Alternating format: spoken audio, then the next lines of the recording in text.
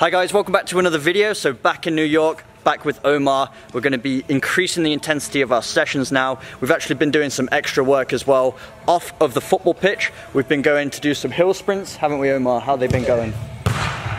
They're going. But we've been doing a lot of fitness because we're getting ready for outdoor season. Pre-season starts in 2 or 3 weeks, so this is the time when you really want to be increasing that intensity so you can break down those muscle fibers, give them a chance to recover so you're coming into pre-season nice and fit and strong. So we're going to be getting some gym sessions in as well at some point, so we'll show you a lot of the stuff we do for injury prevention, strengthening up our body so that we're not going to get injuries during pre-season, because your hamstrings, your leg muscles, they're very susceptible to injury where you really increase the intensity of your training sessions. So you ready for today? Yes, sir.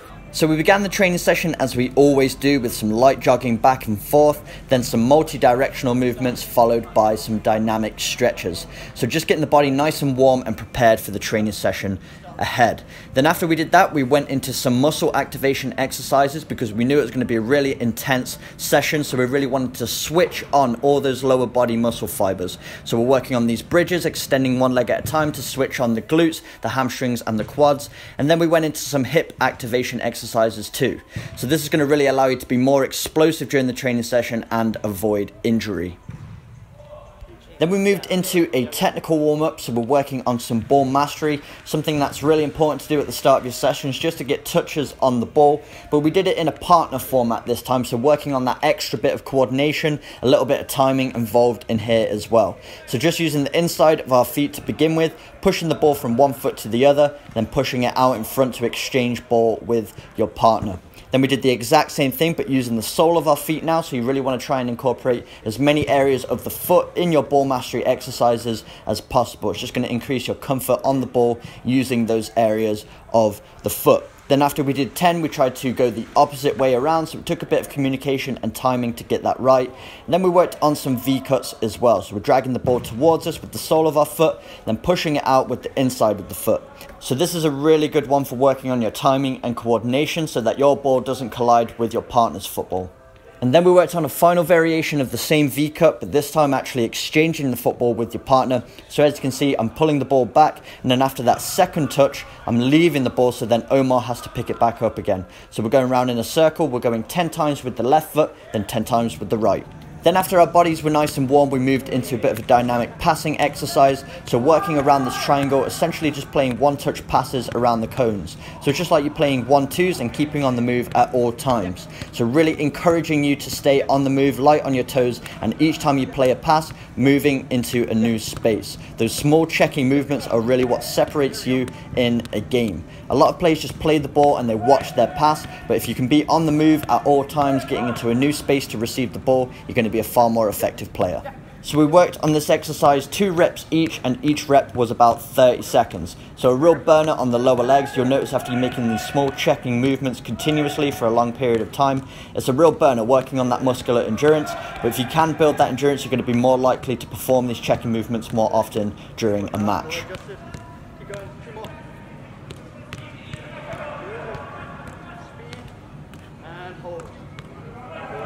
And then we worked on a second variation of the same drill, but this time adding a directional touch into the passing sequence. So still playing the ball back first time on those front 2 cones, but then when we receive the ball at the back cone, we're taking our first touch in front of that cone, and then our body is going around the back of it. So having to work on that directional first touch across our body, having to be accurate with the touch so that we don't knock the cone, and still remaining light on our feet to retain the ball on the other side.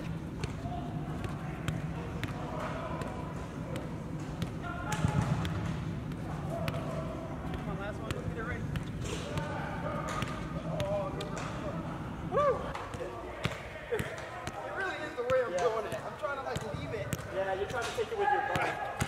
Good stuff. There we go. Good round. Good go. Good level. Keep going. Well done. Keep it up. Excellent. Good start. Brilliant. Keep going. Got it. No one. Perfect. Good. Excellent. Yep. Well done. Well done. Good. Good. Good. That's good. That was a good round. Then after completing two 30-second repetitions each of that second exercise, Omar came up with a really good idea for a third variation. So very similar to the second variation where we're receiving the ball in one touch at the first two cones, we then receive the ball at the back cone, but this time instead of taking our first touch in front of that cone, we're actually scooping the ball up with our first touch, getting around that cone and then returning it back to our partner with our second touch.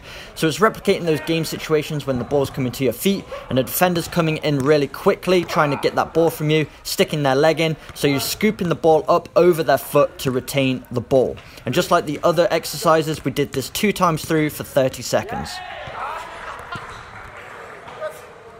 And then we worked on some fitness but incorporated the ball as well. So this drill I saw Troy Deeney doing. So Troy Deeney is Watford's captain. He's a Premier League player. I saw him doing this as part of his pre-season routine. And what we're doing is just starting on the opposite side, jumping over the hurdles and taking the cone off of the taller cone, flipping it onto the ground, turning around, jumping over the hurdle once again to receive a pass. Then Omar's playing it out either to the right or the left, and as you can see I've put 2 gates down. So I just adapted this drill slightly different to what Troy Deeney was doing, but adding more of a technical element to it. So you still want to be technical even when you're working on your fitness work as often as possible, really fatiguing those legs, so having to challenge ourselves to perform basic movements even when we're tired, because that's what's going to happen during a match. As the game goes on, your quality of your technique does go down, so you really want to work on it when you're fatigued so you can still remain effective during the last few minutes of the game. And then we worked on a couple more varieties as well. So on the first repetition we were working on simple ground passes. This time we're working on some inside volleys. So instead of playing it on the ground, we just imagined a channel between those 2 cones where I've put the gates, and you're just playing it in that space. So you can play it in the air, on the ground, however you want it. We're just imagining there's like a wall where the 2 cones are, and we're going to play it in between those 2 cones. So we worked on this 1 time through, just on the different variations. We also move into a third variation at the end. We're working on headers, so just incorporating very basic technical work with a fitness component as well. So this one's very tiring after you do it 3 times through. Last one.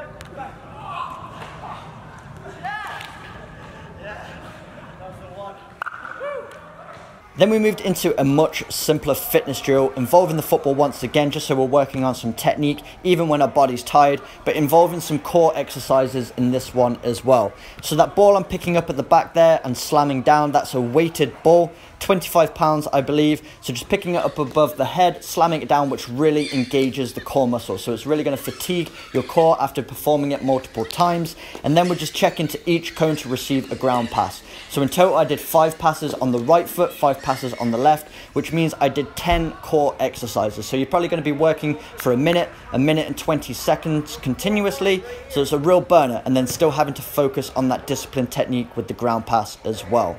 Then we did another round of the exact same fitness drill, but instead of receiving the ball on the ground when checking to those cones, we're receiving it in the air and having to volley it back to the hands. So just working on another technique. Your body's going to be really fatigued at this point, especially after doing a round already, but just working on that discipline, that follow through, making sure we're accurate with those touches back to our partner. So again, doing 5 repetitions on the right hand side and then 5 repetitions on the left.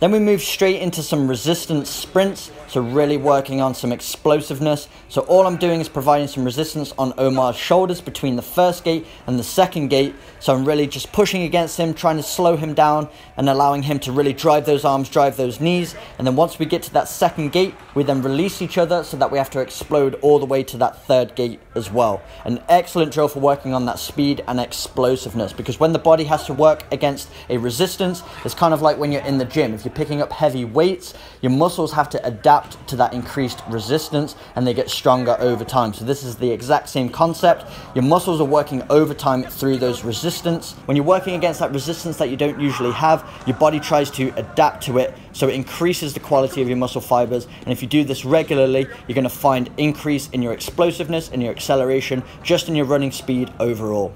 So we worked through this exercise 4 times through each, and then Omar had a really good idea of adding a 5th repetition in, but switching the resistance this time. So as you can see, with these repetitions, we're going from a resisted sprint to a release, but on the 5th repetition, we actually went from a non-resisted sprint into a resistance sprint. And we found this even more challenging because usually we're going from a really high resistance to being released, and it almost feels like you're getting a rest. Even though you're working very hard to get to that third gate, it feels like a rest compared to the resistance sprint. So when you're going from a non-resistant sprint where it feels like you've been released and then having to add resistance onto it, it's even more difficult. Then we rounded off the training session with a purely fitness oriented drill. So this one doesn't involve the ball at all. You just need 4 cones. Each corner of the square is about 16 steps apart. And you don't need a partner for this one. You can do it by yourself. I call this one the Chelsea 4s. You might have seen it on the channel before. But the first lap around, you're just going at a nice, easy pace.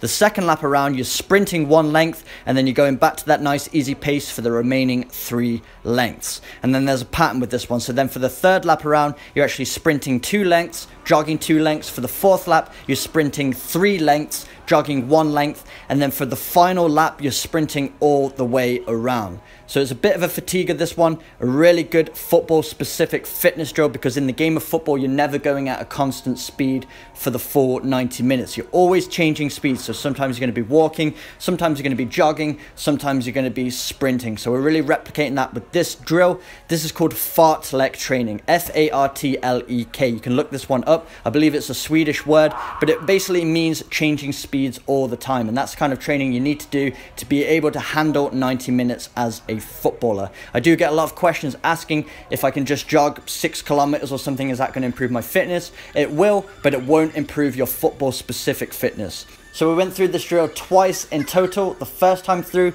each turn was to the left hand side, and then we did it another time through and each turn was to the right side, so that we're getting a balance on both sides.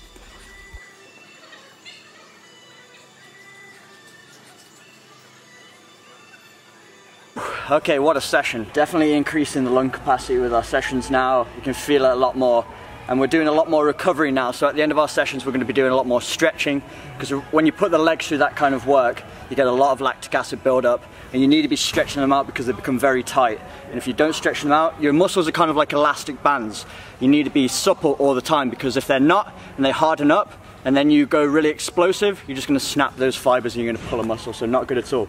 By the way, really good video for you guys to watch. I'm going to send it to you as well. So Son, number 7 for Tottenham.